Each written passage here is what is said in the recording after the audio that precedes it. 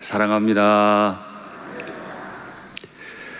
이 본문은 참 많이 알려져 있는 본문이기도 하고, 또 하나님의 뜻이 무엇이냐 물으면 데살로니가전서 5장 16절부터 항상 기뻐하라, 쉬지 말고 기도하라, 범사에 감사하라, 이렇게 많은 교우들을 대답하게 만든 본문이기도 합니다. 그런데 하나님의 뜻이 무엇이냐라고 우리가 이야기할 때 꼭 그것이 5장 16절부터 18절로 대답할 수 있는 건 아닙니다. 작게 보면 5장 18절 한 절이고, 조금 더 크게 보면 5장 16절부터 18절까지이고, 조금 더 크게 보면, 이게 저는 옳다고 생각하는데 오늘 우리가 읽은 본문 전체일 거다라고 저는 생각합니다. 하나님의 뜻이라는 제목으로 오늘도 또 다음 주에도 그 다음 주까지 계속 이 말씀을 나누려고 합니다.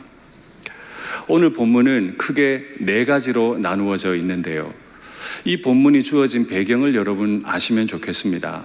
제가 오늘로 13번째 데살로니가 전서 말씀을 지금 전하고 있습니다. 데살로니가 교회는 형제의 사랑이 아주 뛰어났던 교회였습니다.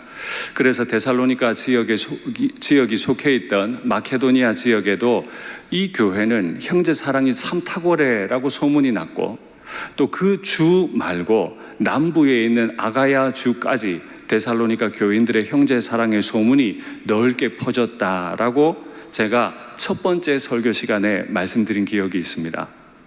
그리고 이 교회는 바로 지난번에 데살로니가 5장 1절부터 시작하면서 주의 날이 어떠할 것이라는 교리적인 지식도 선생님들로부터 잘 배워서 잘 알고 있던, 지적으로도 탁월한 그런 교회였다고 말씀드렸습니다.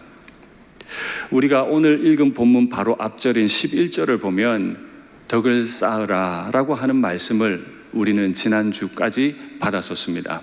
그리고 오늘 본문이 시작이 되는데 구체적인 행동 강령인 거죠. 어떻게 하는 것이 형제를 사랑하는 것이고 어떻게 하는 것이 덕을 쌓는 일인지를 설명해 가는데, 오늘 본문을 통해 크게 네 가지 종류가 있음을 알게 됩니다. 한번 확인하시죠. 5장 12절부터 22절까지는 첫째, 교회 지도자들을 대하는 태도에 관해 설명합니다. 두 번째는 교회 지체들을 대하는 태도들을 설명하고, 세 번째, 우리가 잘 아는 말씀이죠. 16절부터 18절, 개인의 경건 생활의 태도를 설명하고, 네 번째로 하나님의 말씀, 오늘 본문에는 예언이라고 되어 있죠. 예언을 대하는 태도에 관해 설명합니다.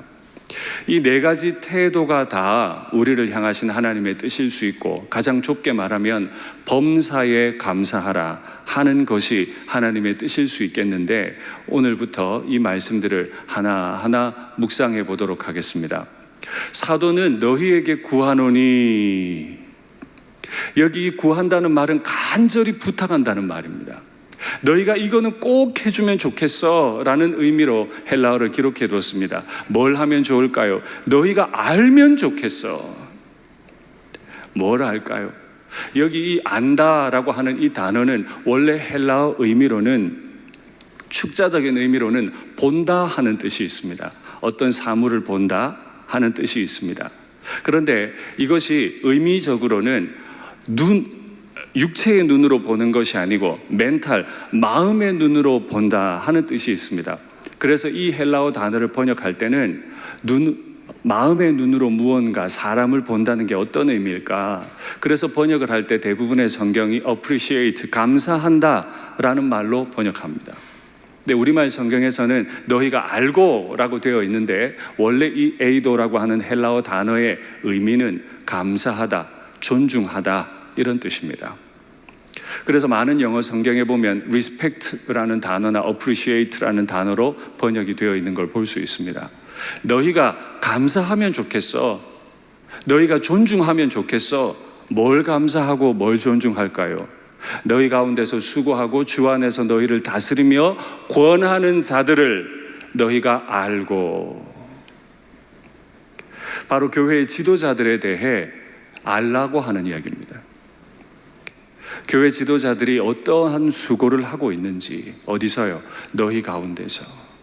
교회 지도자들이 교회 안에서 어떤 수고를 하고 있는지, 또 주님의 부르심을 받은 거죠. 단지 교회의 그냥 직원인 것이 아니라, 월급 받고 일하는 사람들인 것이 아니라 주 안에서 주님께서 명령하셔서 교회 공동체를 이루게 하셨고, 주님께서 선택하셔서 그 공동체의 지도자로 세우신 바로 그들에 대해 너희가 감사하면 좋겠다, 존중하면 좋겠다, 이렇게 설명하는 겁니다. 아마 교회 지도자들 이러면 이제 저를 떠올리시기가 아주 쉽고, 또 지금 제가 말하고 있기 때문에 이런 본문 가지고 설교하는 것이 담임 목사에게는 굉장한 짐이고 부담입니다. 또 잘못 들으면 저한테 잘하세요, 이렇게 들릴 거니까 참 조심스럽습니다. 그러나 이건 주의 명령입니다. 데살로니가 전서가 주후 50년에 기록됐습니다. 주님께서 승천하신 지 20년이 채 안 돼서 초대교회가 탁월했지만 또 초대교회 안에 문제가 생겼어요. 그게 뭐냐 하면 지도자들을 감사하지 않아요. 지도자들을 존중하지 않아요. 그래서 데살로니가 교회는 형제 우애가 뛰어나기로 소문난 교회였지만 외화내빈, 바깥으로는 아름다운 이름을 얻었는데 속으로는 지도자를 존중하는 마음이 없었다는 거예요. 그래서 지금 간절히 부탁한다. 너희 가운데서 지금 힘있게 수고하고 있고 주 안에서 너희를 권면하고 너희를 다스리는 자들을 너희가 알고 감사하고 존중하면 좋겠다, 이렇게 부탁하는 거죠. 이런 생각이 들지 않으세요? 루터가 종교개혁하면서 아주 유명해진 구절이 있잖아요. 너희는 왕같은 제사장이요. 목사님, 모든 사람들은 다 왕같은 제사장인데 왜 지도자들만 존중해야 합니까? 여러분, 베드로가 원래 그런 의미로 기록했습니까? 아닙니다. 이 땅에 로마 제국의 황제의 박해를 받고 너무 고통스러운 가운데 지내고 있는 그 교우들을 향해 너희는 왕같은 제사장이다.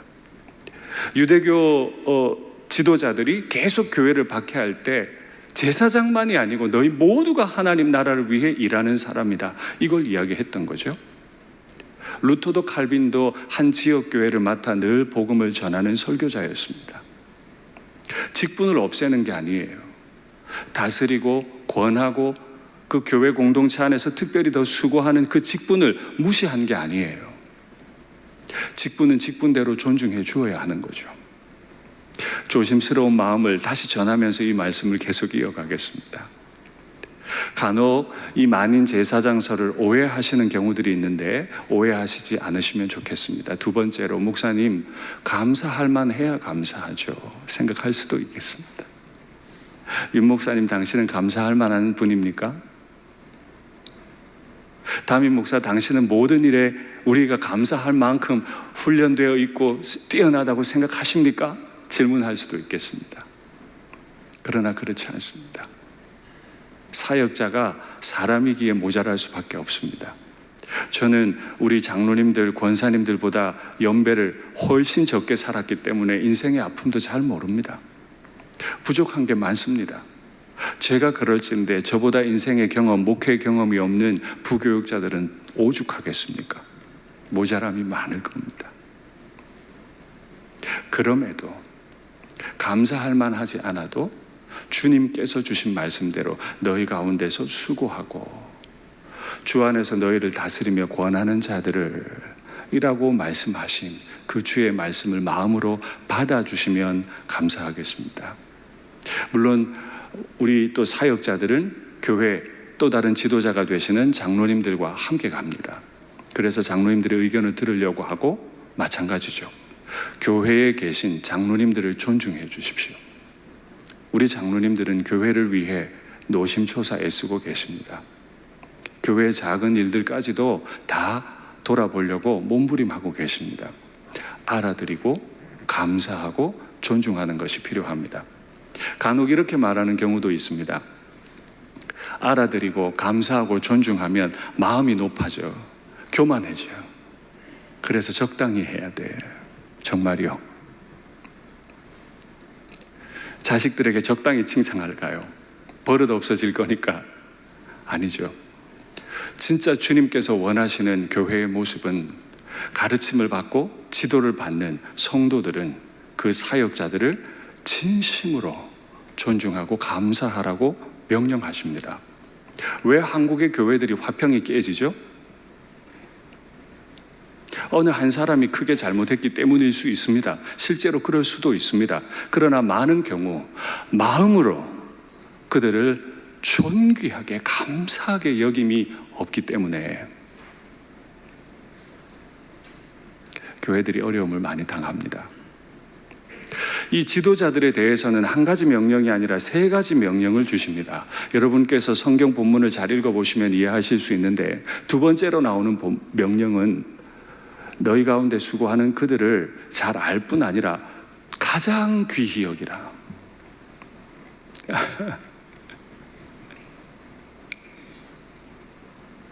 가장 귀히 여기래요. 귀히 여길만 합니까? 그렇지 않을 수 있습니다. 내 생각과 다를 수 있습니다. 그러나 귀히 여기십시오. 왜 귀히 여겨야 합니까? 그들의 역사로 말미암아. 이 역사로 번역된 단어는 너무 거창해요. 헬라어에서 이 역사라고 하는 단어는 일반적으로 우리가 어디 나가서 일한다 할 때 그냥 일이라는 뜻이에요. 그들이 교회 안에서 맡고 있는 직분을 가지고 일하고 있잖아요. 그 일이 특별하기 때문에 그들을 귀히 여기라는 거죠. 사역자들이 하는 일은 뭐죠? 좀 부족해도 하나님의 말씀을 연구하고 가르치고 선포하는 일을 합니다. 그 일이 귀하기 때문에 사역자가 선포하는 입술에 담긴 그 말씀이 귀하기 때문에 그들을 가장 귀히 여기고, 이미 잘 하고 계십니다마는 오늘 말씀의 순서를 따라 다시 말씀드립니다. 가장 귀히 여겨주십시오. 지난주에 제가 덴마크 이야기를 하면서 얀테의 법칙을 말씀드린 적이 있습니다. 내가 대체 뭐라? 왜 교회 안에서 가장 귀히 여기는 일들이 잘 안 될까요? 내가 너무 높아서 그래요. 내가 너무 높으니까 사역자들의 가르침이 낮게 보여요. 안타까운 건 사역자가 낮게 보이면 그 입을 통해 나오는 말씀까지도 무시되고 낮아져 보일 수밖에 없습니다. 나는 생각이 좀 달라. 그 순간 말씀이 튕겨나가죠. 주님 승천하신 지 얼마 되지 않았고 그 교회를 설립한 사람이 바울이어도 그 교회는 신속하게 판단하는 교회로 바뀌었어요. 자꾸 판단해요. 내 기준에 안 맞으면 틀린 거예요. 그러니 교회가 자꾸 화평을 잃어가죠. 세 번째 부탁이 뭐예요? 너희끼리 화목하라. 너희 가운데 화목이 있게 하라 하는 명령입니다. 사역자와 성도들 가운데는 화목이 있도록 애를 써야 하는 거죠. 여러분, 화평은 그냥 만들어지는 게 아니죠.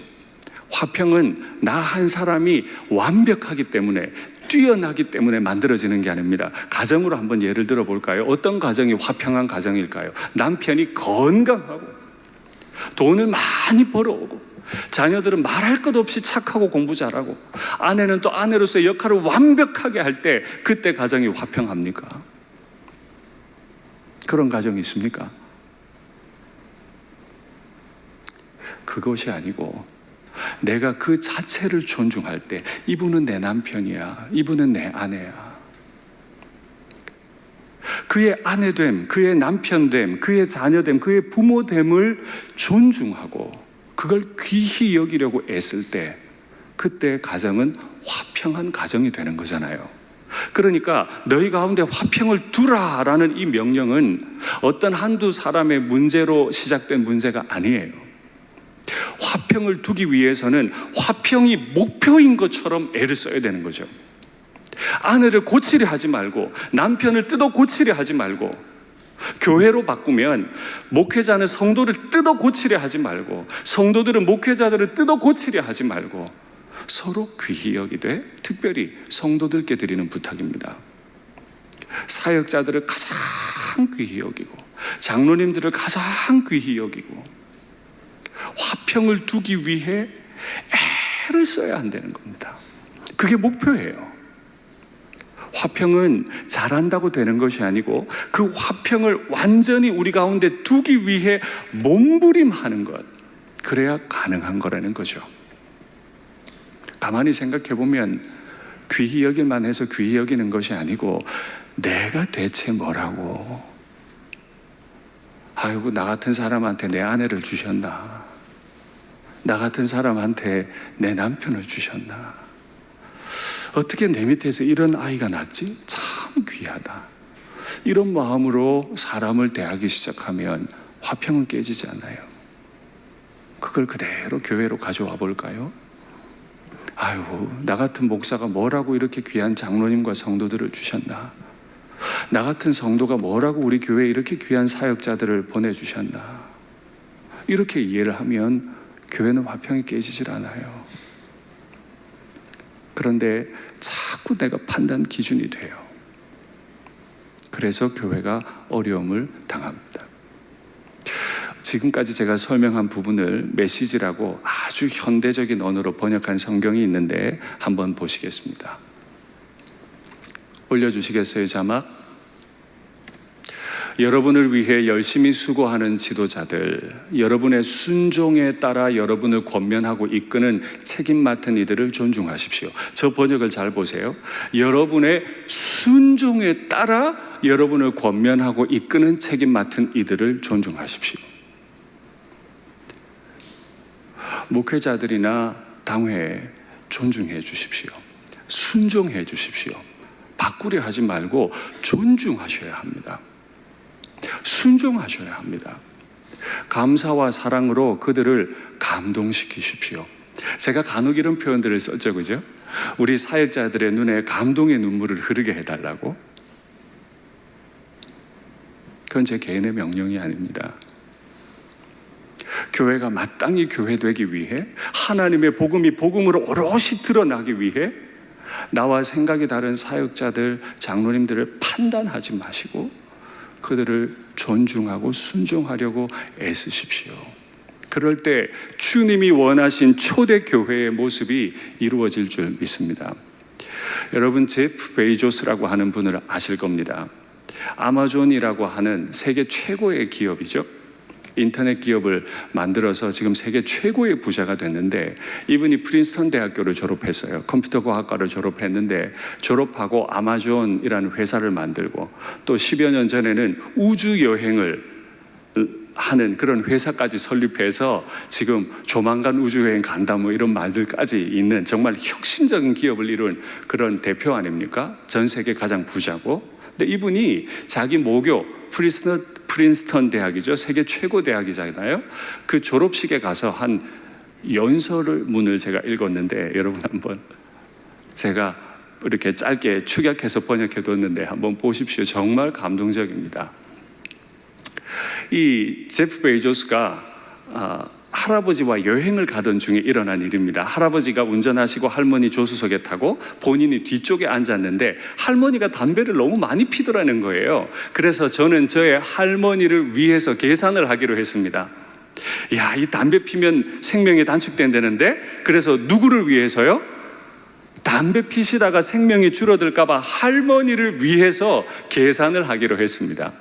뭐 중간에 계산을 해가지고 할머니에게 이제 무슨 말을 하는 거죠. 제가 합리적인 계산을 해냈다고 만족스러워할 때 할머니에게 이렇게 말했어요. 할머니, 담배를 한 모금 빨아들일 때마다 생명이 2분 단축된대요. 그러니까 할머니의 생명은 9년이 줄어들었습니다. 초등학교 때예요. 그러니까 이 초등학생이 할머니가 담배 몇 모금이니까 몇 분 곱해서 몇 년이 줄어들었겠다라고 얘기를 해드렸는데, 본인 생각할 때 자기는 굉장히 합리적인 계산을 했다는 거예요. 누굴 위해서요? 할머니를 위해서 합리적인 계산을 해드린 아주 착한 사람이라고 스스로 만족하고 있었다는 거예요. 그런데 어떤 일이 벌어졌냐 하면, 저기 마지막에 번역해 둔 거 보세요. 그건 제가 기대하던 바가 아니었습니다. 프린스턴 컴퓨터 공학을 졸업을 했고 세계 최고의 기업을 내려주세요 만들었으니까 얼마나 똑똑했겠습니까? 그런데 연신 담배를 피시는 할머니를 위한다는 이름으로, 할머니 지금 몇 번 빨아들이셨으니까 할머니 생명이 9년 줄어들었네요. 할머니를 위해서 합리적인 일을 했다고 만족스러워하고 있는데 갑자기 차 안이 조용해지더니 할머니는 우시기 시작하시고, 할아버지가 고속도로 옆에 차를 세우시고 내려오셔서 제프가 있는 곳으로 왔다는 거예요. 문을 열고 하는 말이, 제프야, 너는 알게 될 거다. 그 다음 내용 보시죠. 너는 어느 날 똑똑하기보다 친절하기가 더 어렵다는 걸 알게 될 거다. 제프가 한 일은 똑똑한 일을 한 거예요. 할머니를 위한 게 아니었어요. 할머니 위한다고 말한다는 명분이 있었는데 아니었어요. 똑똑함은 재능이고 친절은 선택입니다. 재능은 쉽습니다. 어쨌든 주어지기 때문입니다. 선택하는 건 어렵습니다. 당신의 재능으로 당신 자신을 혼미하게 할 수도 있습니다. 내가 가진 똑똑함, 내가 가진 재능으로 나의 인생을 혼란스럽게, 혼미하게 바꿔갈 수 있다는 거죠. 감사하고 존귀히 여기고 정말 그들로 인해 칭찬해드리고 하는 이 모든 일들은 친절함으로, 따뜻함으로 드러나야 하는 거죠. 저 연설문의 제목을 제프가 직접 붙였는데, 우리가 선택하는 것이 우리 자신이다. 그가 어떤 말을 선택하고 어떤 행동을 선택하는가를 보면 그게 그 사람이라는 거죠. 우리에게 주는 교훈이 많다고 생각합니다. 우리 모두는 남들을 위해 말한다고 생각하고 남들을 위해 행동한다고 생각해요. 또 나는 합리적이라고 늘 생각해요. 그러나 그것이 인생을 더 오래 사신 분들, 혹은 또 다른 사람들, 혹은 교회로 말하자면 지도자들에게 큰 눈물의 이유가 될 수도 있다 하는 걸 이해하시면 좋겠습니다. 오해가 없으시기를 바랍니다. 이렇게 지도자들과의 관계에 대한 태도의 문제를 설명한 사도 바울은 지체들 서로에 관한 태도에 관해서 총 5가지로 설명을 합니다. 지도자들에게는 3가지, 또 서로에 대해서는 5가지의 명령을 주는데요. 첫 번째는, 제가 오늘은 간단하게 설명을 하고 넘어갈 텐데, 첫 번째는 규모 없는 자들을, 우리 번역에는 게으른 자들이라고 번역했는데, 게으른 자들을 권계하라. 여기 이 게으른 자들이라는 말은 법이 없이 행동하는 자들이란 뜻입니다. unruly입니다. 법이 없이. 그러니까 여기 게으른 건 그냥 천성적으로 모든 일에 게으르다는 뜻이 아니고, 교회의 지도자들이 세운 원칙을 지키는 일에 있어서 자꾸 법을 어기는 분들이라는 뜻입니다. 그들을 가르쳐야 한다. 성도들은요, 서로가 서로에게 이렇게 좀 가르치고 도와주고 할 필요가 있는데, 특별히 사역자들 또 장로님들은 그런 법, 교회 안에 있는 원칙들, 또 우리의 신앙이 성장하기 위해서 준비되어야 할 것들에 충실하지 않을 때 가르칠 의무가 있는 거죠. 그걸 받아들여야 하는 겁니다. 또 마음이 약한 분들이 있어요. 조금만 어려워도 무너져 버리고 상처받는 분들이 있죠. 그들을 격려하며, 권계만 있는 교회는 야생과 같을 겁니다. 그러면 교회를 좀 오래 다니고 조금 더 잘 아는 분이 늘 명령하게 돼 있죠. 그건 야생이에요. 교회 안에는 약한 사람들, 특별히 마음이 약한 사람들을 인커리지 해야죠. 격려해서 그들을 힘을 얻도록 만들어줘야 되는 거죠. 그리고 힘을 잃은 사람들이 있습니다. 어떤 문제들이 닥쳤을 때 이걸 영적으로 어떻게 해석해야 되고, 내가 이때 어떻게 기도해야 되고, 뭘 해야 하나, 이걸 알지 못해 자꾸 넘어지는 분들이 있는데, 그들이 있으면 좀 붙들어줘라. 붙들어주려면 같이 있어줘야 되는 거죠. 붙들어주라고 명령합니다. 4번째는 서로에 대해, 모든 사람에 대해 오래 참으라고 명령합니다. 이건 주님께서 사도를 통해 교회에게 명령하신 내용이에요. 오래 참으셔야 합니다. 누구에 대해서요? 나와 친한 사람들? 내가 좋아하는 분들? 아니요. 모든 사람에 대해 오래 참으십시오. 혈기를 부리시면 안 됩니다. 말하고 싶다고 함부로 나오면 안 됩니다. 오래 참으시고 들어주시고 기다려주실 필요가 있는 거죠. 그리고 선을 따르라. 여기 이 선을 따르라는 말은 뼈 없는 사람인 마냥 그냥 가만히 있으라는 말이 아니에요. 그저 그냥 착하게만 있으라 하는 뜻이 아니고, 악을 악으로 갚지 말고 선을 따르라. 나한테 악을 행했어요. 나한테 진짜 큰 상처가 되는 아픔이 생겼어요. 그럴 때 본성을 따라 악으로 갚지 말고, 나한테 악을 행한 사람에게조차, 교회 안에도 그럴 수 있잖아요. 알든 모르든 어떤 아픔을 내게 주었을 수 있어요. 그럴 때 어떻게 하라고요? 악으로 갚지 말라는 거예요. 선을 따르라. 선을 따라 결정해 가야 한다는 게 사도 바울의 부탁입니다. 그 후에 개인의 경건 생활을 위한 3가지 태도: 항상 기뻐하고, 쉬지 말고 기도하고, 범사에 감사하고. 우리가 어릴 때부터 외웠던 항상 기뻐하라, 쉬지 말고 기도하라, 범사에 감사하라 만큼 외워야 할 것은, 너희 지도자들을 너희가 알고 존귀히 여기고 너희 안에 화목이 있게 하는 것, 그거 3가지도 외우셔야 돼요. 또 성도들 서로를 대하는 방식 5가지도 다 외우고 계셔야 돼요. 그래야 우리 교회가 사도 바울이 그렇게 꿈꿨던 초대교회, 우리가 입으로 늘 기도 때마다 말하는 초대교회를 닮은 그런 교회가 될 수 있는 거죠. 이 일에 우리가 순종하지 않으면 우리 교회는 아름다운 교회를 이루지 못해요. 아주 간단합니다. 가정에서 내가 내 아내를 어떻게 대하는 게 지혜이고, 내가 내 남편을, 내 자녀를 어떻게 대하는 게 지혜인지 아는 것처럼 교회에서도 동일하게 하시면 됩니다. 가장 귀하게 여겨주고 격려해주고 붙들어주고, 그래야 그 가정이 좋죠. 말씀을 정리하겠습니다. 교회의 지도자들을 판단하려 하지 마시고 귀히 여기시고 화목하게 지내시면 좋겠습니다. 성도들 서로 간에 서로 좀 붙들어주고 세워주고 함께 갈 수 있으면 좋겠습니다. 항상 기뻐하고 쉬지 않고 기도하고 범사에 감사하는, 정말 주님 앞에 있는 것처럼, 주님이 지금 내 앞에 계신 것처럼 두려운 마음을 가지고 항상 기쁘게 쉬지 않고 기도하고 범사에 감사하며 지나면 좋겠습니다. 이건 우리의 영원한 목표입니다. 3가지, 5가지, 3가지. 이건 우리의 영원한 목표예요. 그거 이루는 교회가 진짜 최고의 교회예요. 그거 이루어 갈 때 주님이 너는 순종하는구나, 내가 너를 쓸 수 있겠구나 하면 선교하는 교회, 전도하는 교회, 구원의 도구로 쓰이겠지만은 전도, 선교, 부흥 이런 거 말하면서 서로 화목하지 않는다면 그 교회는 쓰임받지 못해요.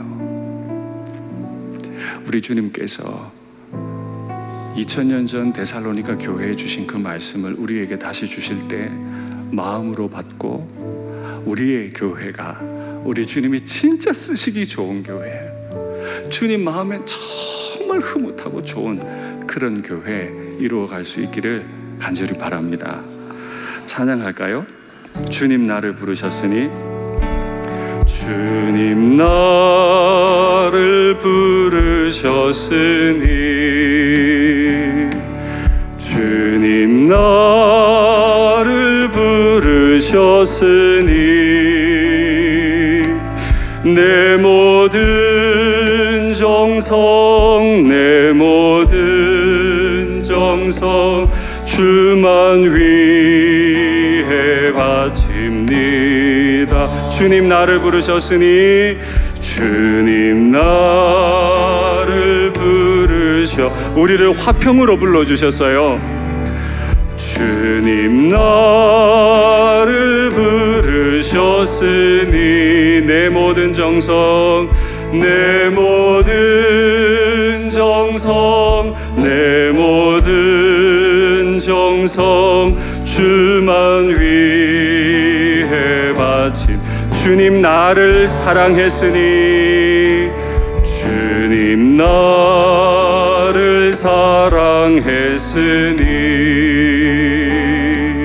주님 나를 사랑했으니 이 몸 바쳐서 이 몸 바쳐서 주만 따라가렵니다.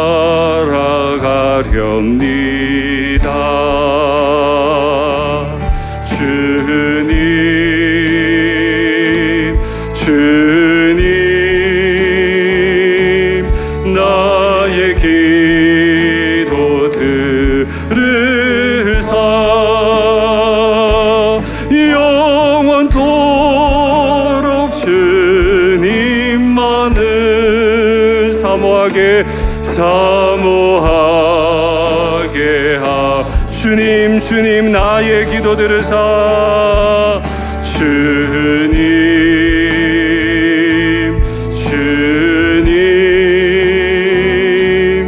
나의 기도 들으사 영원토록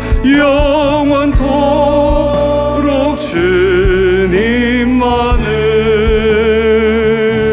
사모하게 하옵소서.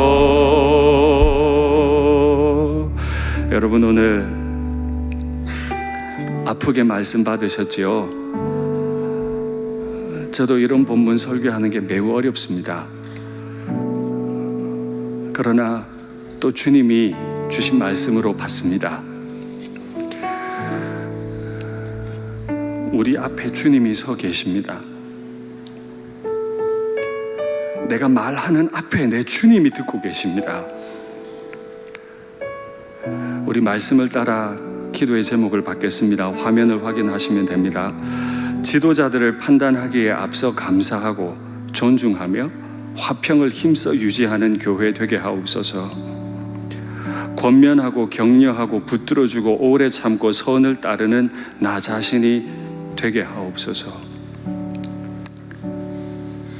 나 자신이 돼야 되는 거죠. 6.25 70주년을 지났는데요, 여러분 한 주간 나라를 위해 기도하셨습니까? 70년 전의 고통을 견디셨던 어른들을 구체적으로 사랑하고 섬기며 이 땅의 문화가 어른들을 좀 덜 존중하는 것 같아요. 특별히 젊은이들이 어른들을 그 고통을, 그 아픔을, 그 수고를 잘 몰라드리는 것 같아 저도 잘 모르지만 속상할 때가 있습니다. 이 땅의 평화통일, 복음통일의 날이 속히 오게 하옵소서. 코로나로 인한 뉴노멀이 거룩한 일상이 되게 하시고 복음이 더욱 힘을 얻게 하시며, 복음은 힘을 잃은 적은 없지만 교회가 약해질까 두렵습니다. 모든 세대, 특히 다음 세대가 주님을 인격적으로 알고 섬기게 하옵소서. 이와 같은 기도의 제목으로 주님 앞에 마음 다해 나아가겠습니다. 하나님 아버지, 오늘 어려운 말씀을 받았습니다. 간혹 이 말씀이 내 마음에 임할 때 내 마음이 아프기도 하고 힘이 들기도 하나, 그러나 주님, 제 자신을 다시 돌아봅니다. 과연 나는 나의 성도들을 권계하였는지, 과연 나는 나의 성도들에게 격려하고 힘을 북돋아주며 함께 붙들어 주었는지 나 자신을 돌아봅니다. 하나님, 나를 불쌍히 여겨주시옵소서. 나의 목자됨을 주님께서 세우셨사오니 주님께서 훈련시켜 주시고 그 길로 인도해 주시기를 원합니다. 우리 일산교회는 하나님 앞에서 정말 아름다운 교회, 화평이 있는 교회, 서로 사랑하는 교회가 되게 하여 주시옵소서. 주님, 우리를 위로해 주시기를 주님 간절히 원합니다. 우리 인생에 때로 아픔을 겪습니다. 때로 우리가 넘어지기도 합니다. 그러나 나의 주님을 바라봅니다. 나의 하나님을 바라봅니다. 주님, 우리를 도와주시옵소서. 우리를 인도하여 주시옵소서. 우리 교회가 그런 아름다운 교회, 그런 아름다운 다음 세대가 있는 교회들 되게 하시고, 주님, 이 땅이 고통당하고 있으니 코로나가 속히 물러가며 북한의 악한 독재 정권은 무너지고 회개하게 하시고, 주님, 이 한반도에 하나님의 복음이, 하나님의 교회들이 힘있게 세워져 가도록 우리를 도와주시옵소서. 주님, 우리를 붙잡아 주시고 우리를 사용하여 주시옵소서. 하나님 아버지, 나의 따뜻함이, 나의 친절함이 너무 모자람을 저희가 잘 알고 있습니다. 하나님, 간절히 간구합니다. 주님이 십자가 지시면서까지 내게 친절히 대해 주셨고 격려하신 것처럼 나도 그 일에 빚진 자로 이 하루를 살아드릴 수 있도록 도와주시옵소서. 감히 주님 앞에 송구한 기도지만 주님 우리를 도우시고 이 모자라는 목사를 도와주시옵소서. 주님, 이 나라가 또 한 번 어려움 가운데로 갑니다. 불쌍히 여기시고 코로나를 속히 종식시켜 주시고 주님의 몸된 교회와 그 교회가 전하는 복음이 힘을 얻고 생명을 전하는 교회 될 수 있게 하여 주시옵소서. 세계 각지에서 수고하시는 선교사님들을 건강을 붙잡아 주시고 평안케 하시고 선교지마다 부흥의 소식이 임하도록 도와주시옵소서. 주 예수님 이름으로 기도하옵나이다. 아멘.